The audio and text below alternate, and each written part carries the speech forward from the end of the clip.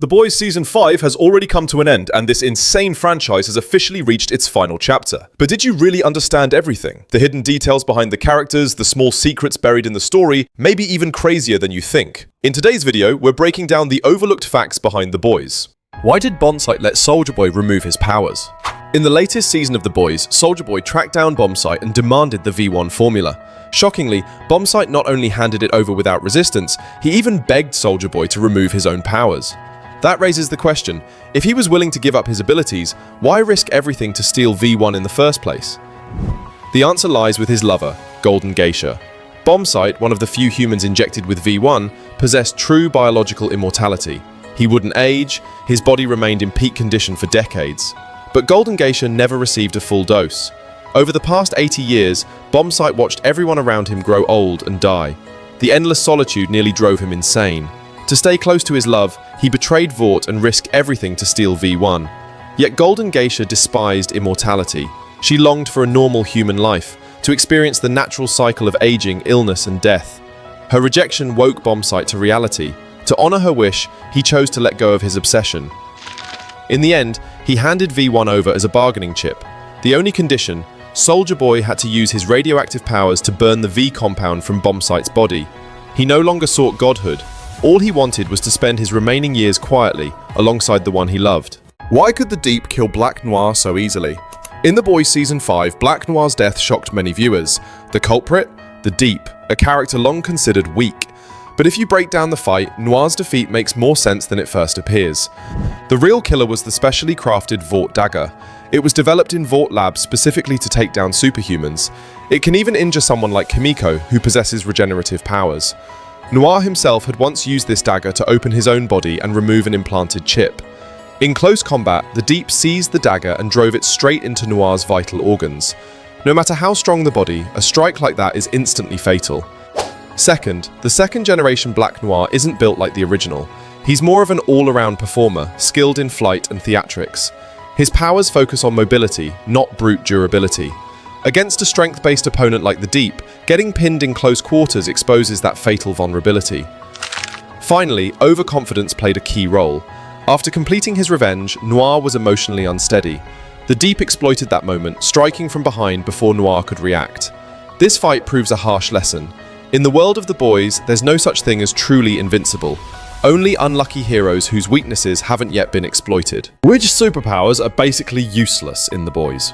First, Love Sausage. Love Sausage has a limb that can stretch infinitely. He once wrapped it around Mother's Milk's neck during a fight. But here's the catch, it's more embarrassing than effective. Most of the time, it's just comic relief. Second, Harper. Injected with Compound V as a baby, Harper developed a massive, possum-like tail at the base of her spine. Far from enhancing her combat skills, it throws off her balance. And because the tail is impossible to hide, she suffered constant bullying and isolation at school. Third, the Worm. The Worm's power is eating dirt. He sucks in soil mixed with leaves and debris, then expels it from his rear to keep consuming more. He can even dig a crawlable tunnel in seconds. Sure, his stomach can digest the junk, but what comes out is absolutely foul-smelling, not exactly intimidating.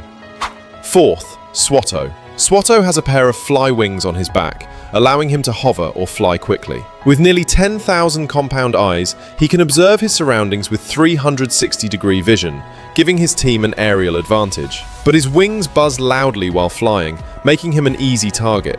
When attacked, he panics, flies off erratically, and often ends up getting hit, usually by a rocket. What other superpowers do you know of? Why was the stronger original Compound 5 phased out in The Boys? The original Compound 5 was far more potent than later versions. It created monsters like Soldier Boy and Stormfront. Unlike later iterations of Compound 5, V1 didn't just grant powers, it completely rewired the human body.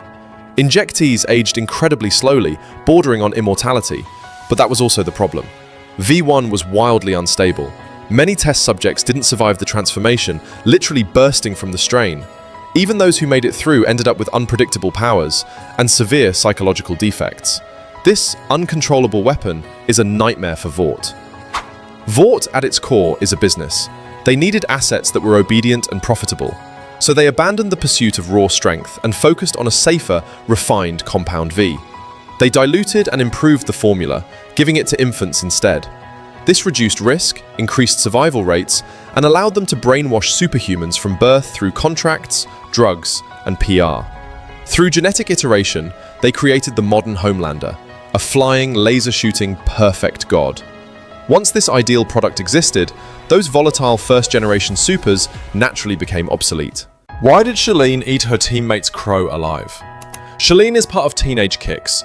Vought created this Gen Z7 to appeal to younger audiences and repair its image. The lineup also includes the speedster Jetstreak, the defensive hero Rockhard, and the bird-controlling Countess Crow. But Shalene herself is basically a satire of the modern super influencer. On camera, she's all sympathy and positivity. Off camera, she's cruel and hypocritical. Unlike most cat-themed heroes who only rely on martial arts or agility, Shalene has actual biological mutations. Her fingernails can instantly extend into razor-sharp claws. They also appear to carry toxins or dangerous bacteria. Anyone scratched by her can suffer rapid infection and tissue damage. But her most disturbing trait is her animal instinct. The show heavily implies that she literally swallowed one of Countess Crow's pet ravens alive. However, her powers come with bizarre side effects. During emotional breakdowns or intense combat, Shalene coughs up massive hairballs mixed with stomach acid. Even more absurd, she can't use a normal bathroom.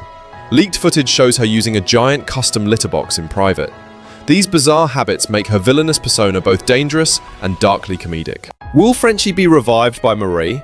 In episode 7, Frenchie activated the uranium radiation device to cover Kimiko and the Sage's escape. In the end, he dies from massive radiation exposure. Fans immediately started wondering, could Marie save him? First, Marie really can control blood flow. She can instantly seal damaged vessels to stop fatal bleeding.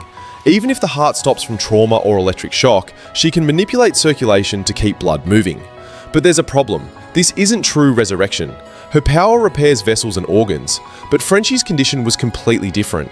He didn't die from a normal injury. His entire body was destroyed by extreme radiation exposure. Radiation attacks the body at the cellular level. It destroys DNA, organs, and biological functions themselves. So even if blood could still move, the body itself was already beyond repair. Second, there's the storytelling side of it.